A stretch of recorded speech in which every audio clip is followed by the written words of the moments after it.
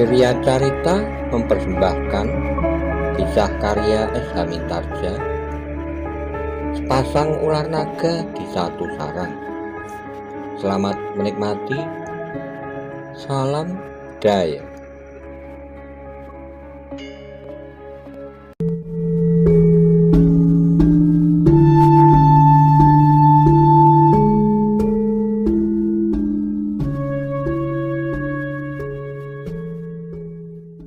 Monggo kula aturi subscribe, like, komen, saha share matur.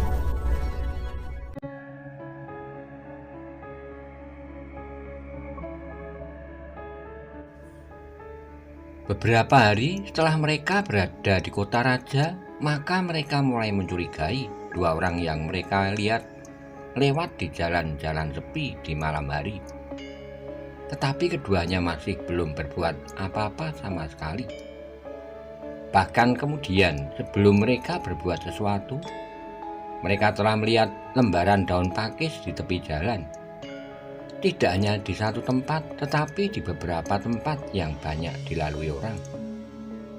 Hampir tidak seorang pun yang menghiraukan lembaran daun pakis yang tergolek begitu saja di tepi jalan.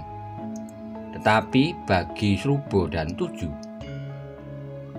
itu adalah pertanda bahwa Linggodadi sedang berusaha menghubungi keduanya.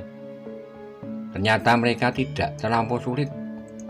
Dengan menunggu saja pada salah satu dari daun pakis yang berjajaran itu, maka mereka pun akan dapat bertemu dengan Linggodadi.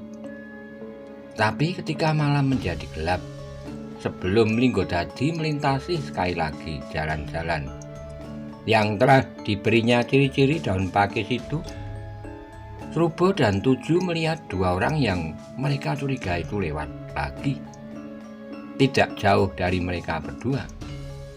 Kita ikuti kemana keduanya pergi. Bagaimana dengan Linggodadi? Srubo pun kemudian memungut salah satu dari daun pakis itu dan dibuatnya simpul mati sebagai pertanda bahwa Srubo dan Tuju telah melihat ciri-ciri yang ditinggalkannya, tapi belum sempat bertemu. Setelah meletakkan daun pakis yang sudah diberinya simpul itu, maka Srubo dan Tuju pun segera mengikuti dua orang yang mereka curiga itu, agar mereka tidak kehilangan jejaknya. Jenak kemudian maka Linggodadi pun mulai menelusuri jalan yang telah diberinya tanda dengan daun pakis. Satu-satu ia memperhatikan daun-daun pakis yang diletakkannya di tepi jalan. Semuanya masih berada di tempatnya. Tapi ketika ia sampai pada salah satu di antaranya yang sudah ditandai dengan simpul mati, maka ia berhenti termangu-mangu. Srubo dan Tuju sudah melihat daun pakis ini, berkata Linggodadi. Lalu, tetapi ia tidak sempat menunggu aku. Tentu ada sesuatu yang penting yang mereka lakukan malam ini. Demikianlah maka Linggodadi pun kemudian meninggalkan tempat itu. Tapi ia tidak mendapatkan petunjuk kemanakah kedua kawannya itu pergi. Meskipun demikian ia berusaha untuk dapat mencarinya. Tentu ia berada di dalam kota, desisnya, dan aku akan mengelilingi seluruh kota ini. Jika tidak ada sesuatu yang sangat penting, maka ia tidak akan meninggalkan tanda yang sudah aku berikan ini. Dalam pada itu, Srubo dan Tuju dengan diam-diam berusaha mengikuti dua orang yang berjalan di dalam gelapnya malam. Adalah sangat mencurigakan bahwa dua orang itu sekali-sekali berhenti di depan sebuah rumah yang besar dan halamannya luas. Tapi kemudian mereka meninggalkan tempat itu dan setelah berjalan berapa lama, maka mereka pun melakukan perbuatan serupa di halaman rumah lain. Mereka tentu sedang membandingkan yang manakah yang paling baik dimasukinya, bisik Tuju. Srubo mengangguk kecil katanya, "Ya, demikian mereka masuk, kita akan mendekati dan menangkap mereka hidup-hidup." Jenak keduanya menunggu. Rasa-rasanya mereka tidak sabar lagi menunggu. Seakan-akan mereka yang justru ingin mendorong kedua orang itu masuk ke rumah yang besar itu. Namun akhirnya, seperti yang diharapkan oleh Srubo dan Tuju, maka kedua orang itu pun dengan hati-hati memasuki sebuah regol halaman yang cukup luas. Halaman rumah seorang saudagar ternak yang termasuk kaya raya. Srubo dan Tuju pun segera mendekatinya. Sejenak mereka berhenti di luar regol. Dari gelapnya malam, mereka mendengar kedua orang yang memasuki halaman itu berbisik, "Kita ketuk saja pintunya." Salah seorang dari kedua orang itu pun segera mengetuk pintu, hanya perlahan-lahan. Perlahan-lahan sekali, tetapi ketukan pintu yang perlahan-lahan itu ternyata telah mengejutkan seisi rumah, yang seolah-olah memang tidak dapat memejamkan mata sama sekali. Penghuni rumah itu adalah saudagar ternak suami istri, pembantu-pembantunya yang berada di belakang, dan di antara mereka terdapat Sempulur dan Pegat Mego. Dengan gemetar, saudagar ternak itu pun keluar dari biliknya. Jika istrinya akan mengikutinya, ia masih sempat menenangkan. "Jangan ikut aku, tidak ada apa-apa. Mungkin ada tamu yang kemalaman." "Tetapi bukan waktunya ada tamu," desisnya. "Mungkin ada berita yang sangat penting," berkata saudagar itu.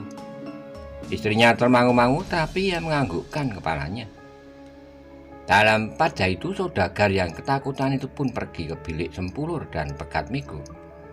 Dilihatnya kedua orang itu sudah duduk di bibir pembaringan masing-masing. "Apa yang sebaiknya aku lakukan?" suara saudagar itu bergetar. "Bukakanlah pintunya," berkata Sempulur. "Jika yang dikendaki lebih dari uang, maka aku akan bertindak. Tapi jangan tergesa-gesa, biarlah tidak ada kesulitan yang lebih besar yang dapat aku alami." "Baiklah," Pegat Mego memotong. "Biarlah Paman Sempulur menunggu isyarat Paman. Jika Paman memerintahkan, maka Paman Sempulur akan segera melakukan tugasnya. Ia adalah bekas seorang prajurit." Saudagar itu menjadi semakin gemetar ketika terdengar sekali lagi pintunya diketuk dari luar, agaknya lebih keras. "Bukalah pintunya," desis Sempulur. Saudagar itu pun kemudian dengan kaki yang gemetar pergi ke pintu depan. Dengan cemas ia mendekati pintu yang masih tertutup rapat itu. Dengan tangan gemetar pula ia mengangkat selarak pintu dan dengan perlahan-lahan ia menarik daun pintunya. Ketika pintu itu terbuka, dilihatnya di dalam keremangan malam, dua orang berdiri di pendopo. Nampaknya keduanya agak tergesa-gesa.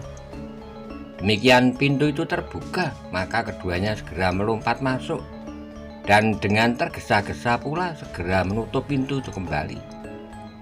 Terasa tulang-tulang saudagar kaya itu menjadi lemas dan tidak bertenaga lagi.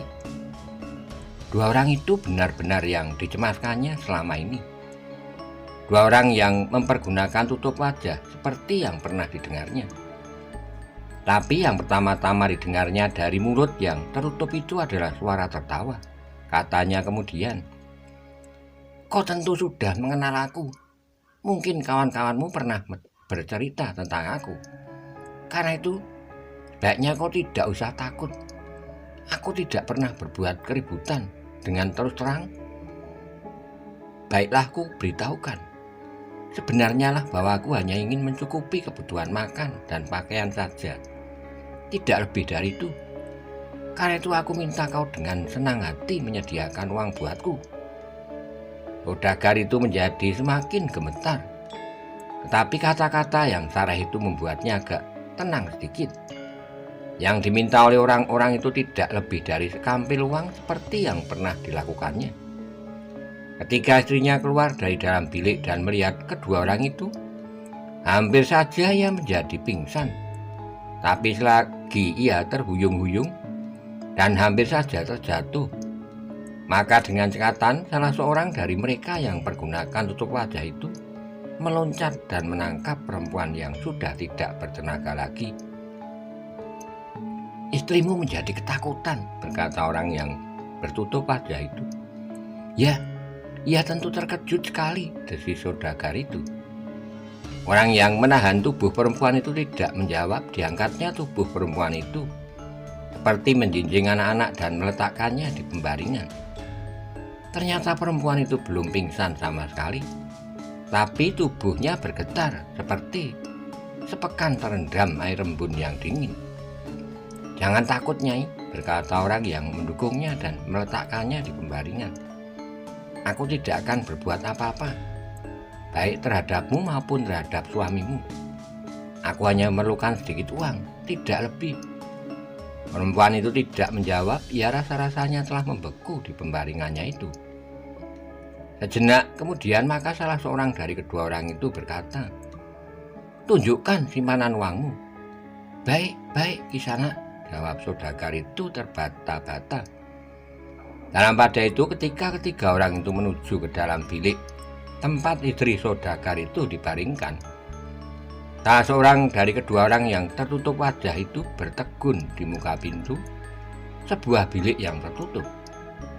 Dengan ragu-ragu ia menggamit saudagar itu sambil bertanya, "Siapakah yang berada di dalam bilik ini?" Saudagar itu tergagap. Jawabnya kemudian, "Kemenakanku, Kisanak, kemenakanku bersama kakak sepupuku." Dua orang itu termangu-mangu sejenak. Kemudian salah seorang dari keduanya itu pun mendorong pintu lerek itu ke samping. Sejenak keduanya berdiri di tempatnya dengan ragu-ragu. Kedua orang tertutup wajah itu melihat dua orang berada di dalam bilik itu duduk di bibir pembaringan. "Siapa kau?" bertanya salah seorang dari kedua orang yang datang itu. Sempulur sudah mendengar jawaban saudagar ternak itu hingga ia pun menjawab, "Aku adalah kakang sepupunya dan anak muda ini adalah anakku." Kedua orang yang datang itu ragu-ragu sejenak, namun kemudian ia pun berkata, "Jangan mengganggu tugas kami, Kisanak. Jika kalian tamu di sini, silahkanlah. Aku pun tidak akan mengganggumu. Aku tidak dapat berbuat apapun di sini, tetapi aku berterima kasih bahwa aku tidak akan terganggu karenanya." Orang bertutup wajah itu tertawa kecil, katanya, "Aku pun terima kasih bahwa kau tidak menjadi ribut karenanya." Dua orang itu pun kemudian meninggalkan bilik itu dan masuk ke dalam bilik yang lain. Namun dengan demikian perempuan yang diletakkannya di pembaringan itu menjadi semakin ketakutan. "Kami tidak akan berbuat apa-apa," berkata salah seorang dari mereka. Tapi perempuan itu tidak mendengarnya. Karena itulah ia masih saja menggigil di pembaringannya. Jenak kemudian maka saudagar itu pun perlihatkan peti uangnya dan perhiasan-perhiasan simpanannya. Dengan suara gemetar ia berkata, "Yang manakah yang kau perlukan?" "Oh," terdengar suara perempuan di pembaringan. Salah seorang yang tertutup wajah itu tertawa, katanya, "Jangan cemas. Aku tidak akan mengambil apapun selain sejumput uang itu saja." Perempuan itu pun terdiam, tetapi rasa-rasanya ia tidak mengerti apa yang sedang terjadi itu. Tapi dalam pada itu selagi kedua orang bertutup wajah itu akan mengambil uang di dalam peti itu, terdengar pintu rumah itu sekali lagi diketuk orang perlahan-lahan. Tapi cukup mengejutkan semua orang yang berada di dalamnya. "Siapakah mereka itu?" bertanya kedua orang bertutup wajah itu. "Aku tidak mengerti," jawab saudagar itu. "Apakah kau mempunyai beberapa orang pengawal?" Tidak, aku tidak mempunyai satu pun pengawal." "Jangan bohong." "Aku tidak bohong." Pintu itu pun sekali lagi diketuk dari luar. "Pergilah ke pintu itu, bukalah. Aku berada di dalam bilik ini. Jika ternyata kau berbuat curang, maka seisi rumah ini akan aku tumpas, kau, istrimu, dan kedua tamumu."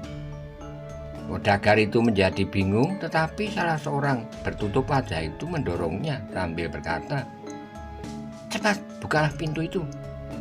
Saudagar itu pun kemudian melangkah dengan kebingungan. Ia tidak tahu apakah yang paling baik dilakukan dalam keadaan seperti itu. Apalagi ia dicekam oleh kecemasan tetapi juga ketakutan. Dan ia tidak dapat membayangkan siapakah yang akan datang lagi di malam hari itu. Dengan tangan bergetar, maka ia pun membuka pintu rumahnya sekali lagi. Ketika pintu itu terbuka, dilihatnya dua orang yang lain telah berdiri di muka pintu itu. Hati saudagar ternak itu berdegup keras sekali. Ia benar-benar cemas, bingung, dan bahkan takut menghadapi keadaan yang tidak dimengertinya sama sekali itu. "Kisanak," berkata salah seorang dari kedua orang yang berdiri di muka pintu itu, "aku ingin bertemu dengan kedua orang tamumu yang datang lebih dahulu dari aku." Saudagar itu termangu-mangu, namun kemudian jawabnya, "Aku tidak mempunyai tamu." "Jangan bohong, Kisanak," sahut yang lain. "Ketahuilah, aku berniat baik. Aku sama sekali tidak akan merampok milikmu, seperti kedua orang yang wajahnya disembunyikan di balik ikat kepalanya itu." Saudagar itu menjadi semakin bingung. Karena itu untuk beberapa saat ia seolah-olah telah membeku di muka pintu. Kedua orang yang bersembunyi di dalam bilik itu mendengar semua pembicaraan saudagar dengan kedua orang yang datang kemudian itu. Karena itu, maka ia pun mengerti bahwa yang datang itu adalah orang-orang yang juga tidak dikenal oleh saudagar kaya itu. Karena itulah, maka keduanya pun menjadi berdebat-debat. "Siapakah kira-kira mereka?" bisik salah seorang dari keduanya. Yang lain menggelengkan kepalanya, katanya, "Tentu aku juga tidak tahu. Kita tunggu saja perkembangannya." "Bagaimanakah jika kedua memaksa untuk masuk?" "Jika keadaan memaksa, apa boleh buat? Kita wajib menyelamatkan diri. Apakah kita harus bertempur? Jika itu perlu untuk melindungi hidup kita, apakah dengan demikian maka kita tidak perlu lagi menyembunyikan ilmu kita? Sejauh-jauh dapat kita lakukan. Jika kita mampu mengalahkan lawan kita dengan ilmu yang sewajarnya, kita tidak akan menggunakan ilmu simpanan yang sampai saat ini masih kita rahasiakan." Kawannya mengangguk-angguk. "Tapi jika dengan demikian kita tidak mampu lagi bertahan, maka kita akan membunuh lawan kita. Kita akan menguburkannya, sehingga tidak ada orang lain yang mengetahuinya." Saudagar kaya itu, "Ya tidak tahu apa-apa. Kita tidak akan mengganggunya saat ini." Demikian juga agaknya kedua tamu yang membeku di dalam bilik itu. Sementara itu kedua orang yang berada di muka pintu ternyata tidak mau ditahan lagi. Mereka pun mendesak masuk sambil mengancam, "Jangan melindungi perampok yang ada di dalam rumahmu, dan justru akan merampok kekayaanmu. Kisanak, aku tahu bahwa kau lakukan hal itu bukan karena kau memang berniat untuk melindungi, tapi kau lakukan hal ini karena kau ketakutan oleh ancamannya. Nah, sekarang jangan takut lagi. Akulah yang akan bertanggung jawabkannya." Saudagar itu menjadi semakin bingung. Lalu katanya, "Aku benar-benar tidak tahu, Kisanak. Siapakah yang kalian maksudkan itu?" "Sudahlah," berkata salah seorang dari keduanya, "menyingkirlah, aku akan mencarinya sendiri." "Jangan, Kisanak, jangan." Tapi saudagar itu tidak mampu menahan keduanya. Salah seorang dari kedua orang itu tiba-tiba menangkap tangannya dan memilihnya. "Jika kau ribut, tanganmu akan aku patahkan. Aduh, jangan, jangan. Jika demikian, diamlah dan duduklah di amben itu tanpa berbuat apa-apa." Ketika sebuah pisau belati berkilau di hadapan matanya, maka rasa-rasanya nyawanya memang sudah berada di ubun-ubun. Dengan gemetar ia duduk di amben yang ditunjuk oleh kedua orang itu tanpa dapat berbuat apa-apa. Sementara itu di dalam bilik yang lain, Pitantra dan Maisa Bungalan pun duduk termangu-mangu. Mereka sadar bahwa kedua orang itu dapat keliru dan menganggap keduanya adalah dua orang yang telah masuk lebih dahulu ke dalam rumah itu. Namun selain kegelisahan itu, mereka pun menjadi bingung. Semula keduanya sudah bersiap untuk menangkap kedua orang yang datang terlebih dahulu jika mereka keluar dari rumah itu dan langsung menyergapnya di halaman. Tapi dengan kehadiran dua orang lagi, maka Witantra dan Maisa Bungalan menjadi ragu-ragu untuk bertindak. Selagi mereka termangu-mangu, maka mereka pun terkejut ketika pintu bilik itu didorong dengan keras, sehingga terbuka lebar-lebar. Keduanya dengan susah payah berusaha menahan diri untuk tetap duduk di tempatnya dengan kaki yang gemetar.